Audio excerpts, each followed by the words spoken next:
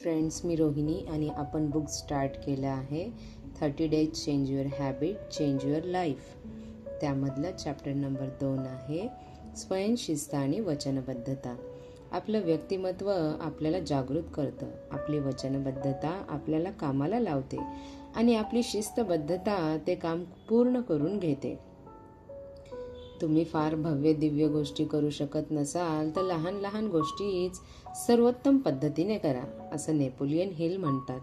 हे अगदी सुरुवातीच्या काही प्रकरणातलं एक प्रकरण आहे. तेच तुमच्या भविष्यातल्या यशाचा पाया असणार आहे. तुमच्या यशाचा आणि आनंदाचा मार्ग हा तुमच्या इच्छाशक्तीशी आणि वचनबद्धतेशी घट्टपणे गुंफलेला आहे. दृढ इच्छाशक्ती आणि संपूर्ण वचनबद्धता हे तुमच्यातले गुणच ठरवतील की जे काही तुम्ही करायचं ठरवलं आहे ते तुम्ही कराल की नाही. हे गुणच तुम्हाला तुमच्या ध्येय प्राप्तीच्या दिशेने नेत राहतील. सभोवतालची सगळी परिस्थिती तुमचं ध्येय गाठण्याच्या दृष्टीनं विपरीत वाटत असली तरी तुमच्यात इच्छाशक्ती आणि वचनबद्धता असेल तर तुम्ही ध्येय गाठण्याचा प्रयत्न करणं कधीही सोडणार नाही. स्वयंशिस्त म्हणजे ज्या गोष्टी करणं तुमच्यासाठी आवश्यक आहे त्या करत राहणं. मग तुम्हाला त्या कराव्याशा वाटोत अथवा न वाटोत, त्या तुम्हाला आवडोत अथवा न आवडोत. तुम्ही जर प्रयत्नपूर्वक स्वयंशिस्त लावून घेतलीत आणि यशस्वी होण्याची तुमची दृढ इच्छाही असली तर तुम्ही तुमच्या आयुष्यात महान ध्येय गाठू शकाल. तुमच्यामध्ये सध्या स्वयंशिस्तीचा कणभरही अंश नसला तरी काही काळजी करू नका. स्वयंशिस्त हा गुण प्रयत्नपूर्वक आपल्यामध्ये रुजवता येतो. स्वयंशिस्त आणि इच्छाशक्ती हे दोनही गुण स्वतःमध्ये निर्माण करायला तुम्ही या क्षणापासून सुरुवात करू शकता. स्वयंशिस्त ही आपल्या स्नायूंसारखी समजा. आपण जेवढे स्नायूंचे व्यायाम करू तेवढे ते बळकट होतात की नाही, अगदी तसंच सध्या तुमच्यातली स्वयंशिस्त कितीही अशक्त कमी असली तरी ती प्रयत्नपूर्वक प्रशिक्षणाद्वारे बळकट करता येऊ शकते. तुमच्यातली स्वयंशिस्त सध्या कमी असेल तर ती ताबडतोब थोडी थोडी वाढवण्याच्या मागे लागा. यासाठी सुरुवातीला लहान लहान ध्येय समोर ठेवा आणि ते गाठण्यासाठी स्वयंशिस्त निर्माण करा.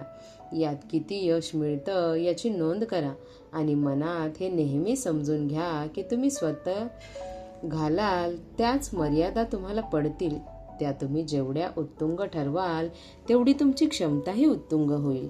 काही चांगली ध्येय ठरवून स्वयंशिस्तीचा वापर करत ती गाठल्यानंतर आपल्याला किती फायदा होईल याची चित्र नेहमी मनासमोर रंगवत राहा.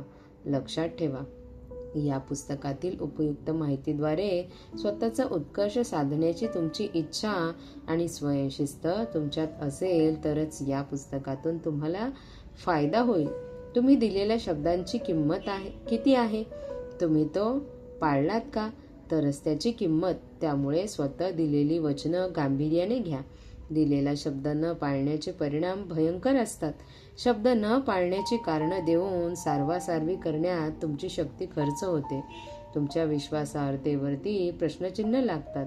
तुमच्या ध्येयप्राप्तीचा मार्ग खडतर होतो आणि या सगळ्यांमधून वाईट म्हणजे तुमच्या आत्मविश्वासाला आणि आत्मप्रतिष्ठेला तडा जातो.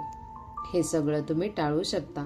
तुमच्यासाठी खरोखर काय महत्त्वाचं आहे याबद्दल जागरूक राहणं आणि त्याच्या प्राप्तीसाठी सर्वतोपरी खरे प्रयत्न करणं, या मार्गानं तुम्ही तुमची वचनबद्धता पाळू शकता. वचन देणं किंवा न देणं हे तुमच्या हातात आहे. जे तुम्हाला खरोखर शक्य आहे त्याचंच वचन द्या. याचा अर्थ वचनांची संख्या कमी राहील आणि वचन मोडण्याचं प्रमाणही कमी असेल. मात्र जो शब्द द्याल तो पाळाच. त्यासाठी काहीही करावं लागलं तरी शब्द देण्याचं महत्त्व आणि मूल्य ओळखा. वचन मोडण्याचे परिणाम कितीही हानिकारक असतात हे सदैव लक्षात ठेवा. ही कृती करण्याची वेळ आहे. जर तुम्ही स्वतःला खालील प्रश्न विचारले तर नक्कीच त्या प्रश्नांची उत्तरं तुम्हाला स्वयंशिस्तीसाठी मदत करतील. पहिला प्रश्न आहे, या क्षणाला कोणकोणत्या गोष्टींची स्वयंशिस्त तुमच्यामध्ये नाही? अगदी प्रामाणिकपणे स्वतःला त्याचं उत्तर द्या. तुमच्यात जर आधीच स्वयंशिस्त असती तर तुम्हाला कोणते फायदे झाले असते ते चेक करा. तुमचं ध्येय गाठण्यासाठी सर्वप्रथम तुम्ही कशानं सुरुवात कराल? तुमची कृती आराखडा छोट्या छोट्या पायऱ्यांच्या स्वरूपामध्ये लिहून काढा. काम पूर्ण करण्याची विशिष्ट वेळ निर्धारित करा. यातली प्रत्येक पायरी गाठण्यासाठी स्वतःच एक मुदत निर्धारित करा. स्वतःमध्ये या गोष्टींसाठी अधिक स्वयंशिस्त निर्माण करण्याचं ध्येय तुम्ही गाठलं आहे हे तुम्हाला कसं कळेल ते चेक करा. या सर्व प्रश्नांची उत्तरं तुम्हाला स्वयंशिस्त आणि वचनबद्ध राहण्यासाठी मदत करतील. तर यानंतरचा नेक्स्ट पार्ट आपण पुढच्या भागामध्ये पाहूया. थँक्यू.